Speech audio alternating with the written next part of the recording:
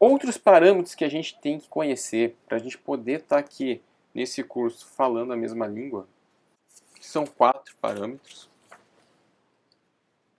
E esses 4 parâmetros são o enflechamento, alongamento, afilamento e ângulo de edra.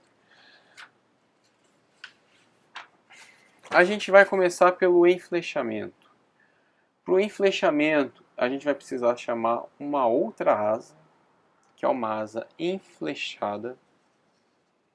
E a gente aproveita aqui para lembrar para vocês que é sempre importante ter o escoamento, né? A gente define a direção do escoamento. E lembrando, então a gente tem aqui a nossa asa é diferente, é uma asa enflechada essa. Eu tenho aqui a minha corda na ponta, minha corda na raiz. Esse aqui é o meu eixo longitudinal, esse aqui é o meu eixo lateral. E eu criei uma linha, né? Que é a linha de 1/4 de corda, né? É a linha que fica 25% do bordo de ataque da minha asa, que é uma linha muito importante. Pega esse número aqui, ó, 25%, coloca na tua cabeça, põe dentro de uma gavetinha, fecha com chave, joga fora a chave para você nunca mais esquecer. Esse número é muito importante. 1/4 de corda. Não esquece nunca mais. Coloca isso na tua cabeça e não esqueça. Por que ele é importante? Porque a gente vai dizer se a asa é uma das coisas, né? A gente vai dizer se a asa é enflechada ou não em relação a isso. Ela vai ser enflechada e vai ser dada por essa letra grega quando a linha de 1/4 de corda tiver um ângulo de enflechamento em relação ao meu eixo lateral. Mas você vai falar assim, puxa vida, eu achei que o enflechamento era quando o meu bordo de ataque não era perpendicular, né, ao meu escoamento ou paralelo ao meu eixo lateral. Eu vou falar para você, está errado. E está certo. Eu falei, ih, lascou, está errado ou está certo? Está errado porque a gente diz que uma asa é enflechada em relação à linha de 1/4 de corda. E está certo porque se ele disser o enflechamento em relação ao bordo de ataque, daí sim eu vou poder dizer que ela é enflechada ou não, analisando apenas o meu bordo de ataque. Lembram aquela asa que a gente estava analisando antes? Olha só, ela tem um leve enflechamento em relação ao bordo de ataque. Mas se você pegar a linha de 1/4 de corda que passa por toda essa asa, você vai ver que ela é reta, que o ângulo em relação ao eixo lateral é 0, ou seja, ela é uma asa reta, e é assim que a gente chama a asa com enflechamento nulo, asa reta. É uma asa reta. Por esse motivo, algumas vezes tem uma asa que não é enflechada, tendo enflechamento de bordo de ataque. Outro parâmetro que é muito importante é o alongamento. Vamos ao nosso amigo alongamento. Alongamento, pessoal, é definido como sendo a razão entre o quadrado da envergadura e a área de referência.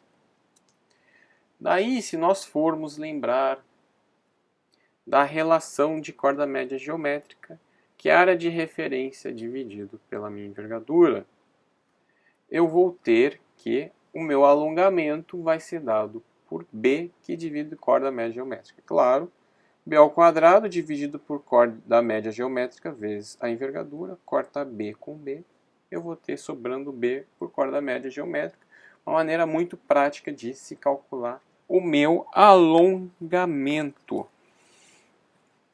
Alongamento está associado à minha esbeltez da minha asa. O alongamento, asas muito alongadas, são asas que a gente vê normalmente naquelas aeronaves usadas no voo à vela, os nossos famosos planadores. A gente pode ver um aqui.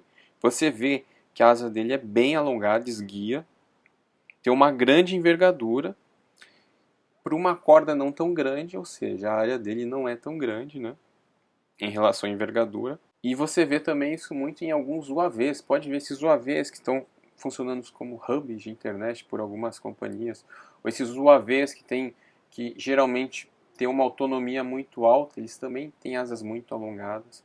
A gente vai ver ao longo do curso por que eu preciso alongar uma asa, do ponto de vista de arrasto, porque é interessante em aeronaves que tem como missão necessidade de baixo arrasto, porque é importante eu projetar elas com uma asa com alongamento alto, né? Uma envergadura muito grande em relação à corda média geométrica. O nosso próximo parâmetro é o que a gente chama de afilamento. O nosso afilamento, dado pela letra grega lambda, é a razão entre corda na ponta e corda na raiz. Ou seja, é a razão entre a minha corda na ponta e a corda na raiz.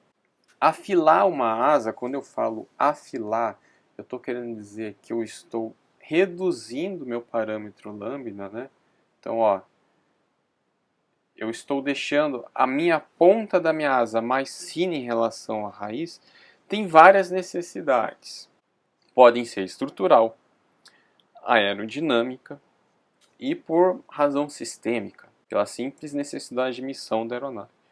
A gente vai ver nesse curso a razão aerodinâmica, que tem a ver com a controlabilidade da aeronave, mas vocês conseguem visualizar que aeronaves com asa muito afilada, ou seja, que tem uma corda na ponta menor que a corda na raiz, são aeronaves de alta performance. Aeronaves de alta performance, eu estou falando das caças militares. A gente vê aqui, ó, um F-22 que tem uma asa afilada, esse F-5 Northrop está aparecendo aí.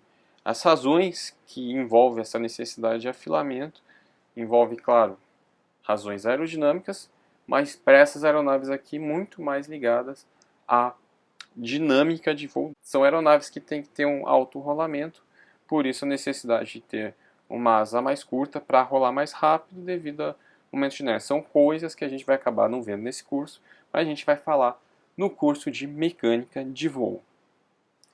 O nosso próximo parâmetro é o nosso conhecido ângulo de edro. É o último parâmetro que a gente vai ver em características geométricas de asas. Esse ângulo de edro é o que a gente mostra aqui nessa figura. Ó. É o ângulo que a asa forma com o plano horizontal, quando a gente tem a vista de frente dela. Esse ângulo pode ser positivo, que é o caso da gente aqui. Pode ser negativo ou pode ser nulo. A necessidade de existir esse ângulo de edro, a gente não vai ver nesse curso, mas é importante que você saiba que existem asas com esse ângulo de edro, porque pode simplesmente cair na sua prova. E a necessidade desse ângulo de edro está associado diretamente à estabilidade da aeronave. Quando você faz uma aeronave com asa baixa, normalmente ela tem um ângulo de edro positivo para aumentar a estabilidade. E quando você faz uma aeronave com uma asa alta, normalmente ela tem um ângulo de edro negativo para diminuir uma estabilidade. Porque asa baixa, aeronave com baixa estabilidade. Asa alta, aeronave com uma estabilidade mais alta. Beleza? Agora a gente vai partir para a geometria do aerofólio. Vamos parar de falar em asa e vamos seccionar essa asa e falar de geometria de aerofólio.